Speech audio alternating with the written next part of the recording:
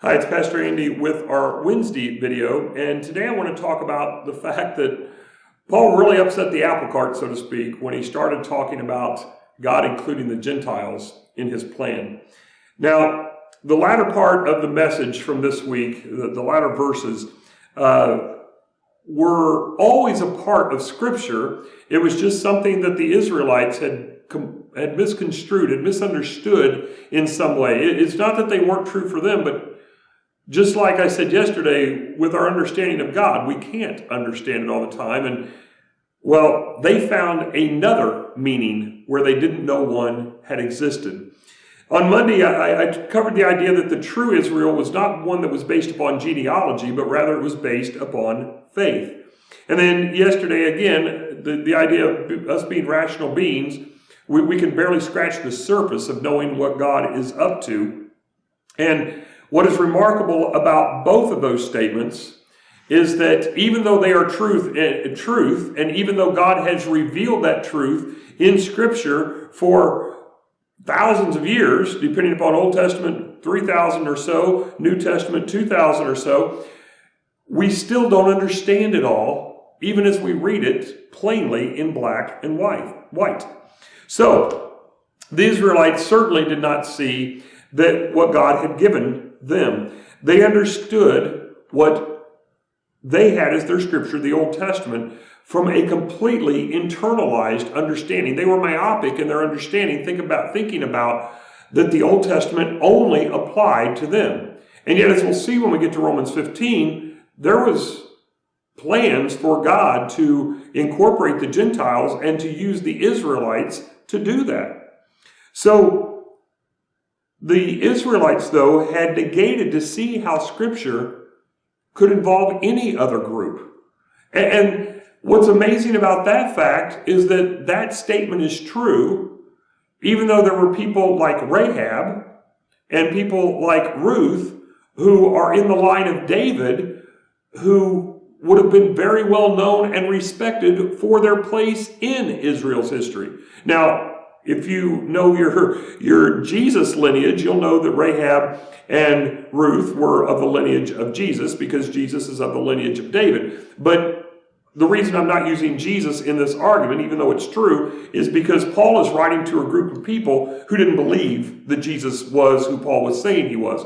But if he had used David's name, well, he had their attention. So for the sake of this argument, I can just use David and get the same point across. But God had made it very clear that he had intention for other people. As we group them all together, the Gentiles. There was Israel, there was everybody else, the Israelites, the Jews, the Gentiles. So in Romans 9, 25 and 26, Paul quotes from Hosea and shows that God had a plan for those who were not his people. Again, the myopic understanding that the Israelites had only considered that passage applicable to them. They only saw themselves in that description. And at one point, certainly Israel was the only chosen people of God, but that even changed by the time they were getting into the Promised Land. Again, Rahab being an example. This passage that Paul references is when God is talking to Hosea, the prophet, about his wife, Gomer, who is a prostitute and continues to leave him, continues to abandon him, and God continues to say, bring her back again so that I can show my people the example. You going after your wife Gomer is the example of me continually going after my people. And he calls the people not my people. And then he says, but they will be called sons of God. At the time, again, that did apply to the Israelites. But the Israelites had such a high view of Scripture that they could not permit that passage to apply to anyone else. And because of that high view of themselves, Paul finishes this portion of Scripture with a reminder from Isaiah's words that if it wasn't for the mercy of God continuing the nation of Israel, then the nation of Israel would have ceased, the people of Israel would have ceased, just as did Sodom and Gomorrah. Now, as I said on Sunday, Sodom and Gomorrah ceased instantly. Fireballs from the sky will do that to you. But The people that came out of Sodom and Gomorrah were Lot, his wife, and his daughters. Now we know that his wife turned around and turned into a pillar of salt, but the people that came out of Sodom and Gomorrah were people of descent similar to Abraham. Lot was Abraham's nephew, and therefore the Israelites would have had pride. See, our people got out because God saves us. It's those evil, heathen people that he will destroy. But what Isaiah was saying to them is that in chapter 10, 22 and 23, what he was saying to them is that there was the same thing would have happened to Israel had God not saved them. But in verse 27, we have an interesting statement that though the number of the sons of Israel be as the sand of the sea, only a remnant of them will be saved. This is the basis of Paul's argument throughout all of Romans 9. And he's using an Old Testament prophet, not just his own words. He stated his own words. He showed examples from the Old Testament. Now he's using another prophet to show them that this has been God's plan all along. The number of the people of Israel, ethnic Israel, of the descendants, the physical descendants of Abraham, would be like the sand on the sea, which means there's a lot of them. But there would only be a remnant, verse 27, 9:27, that would be saved. God never intended to save all of Israel. He will save those who have faith. But Israel had misconstrued, had misunderstood, had misapplied Scripture to embrace the fact that they thought they would all be saved. So for God to complete his work, God made a way to include the Gentiles. As I mentioned the other day, God hardened Pharaoh in order to save the Israelites.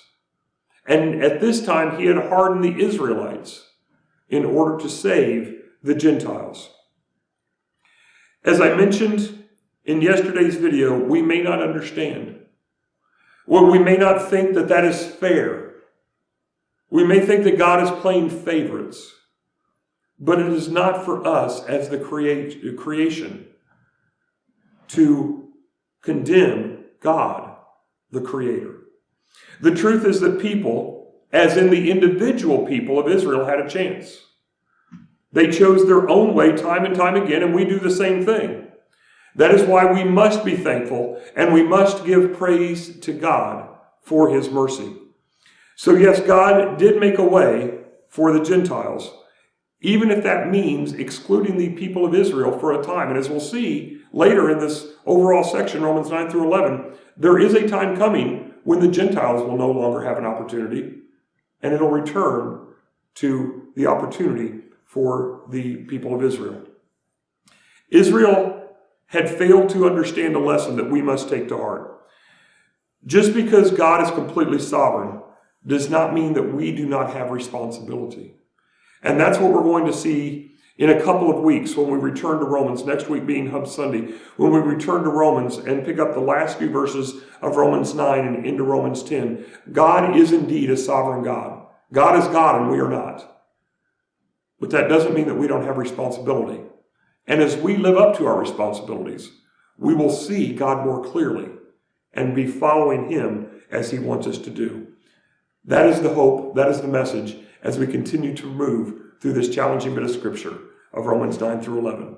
2 weeks, we'll continue this journey and hopefully continue to make more sense of it.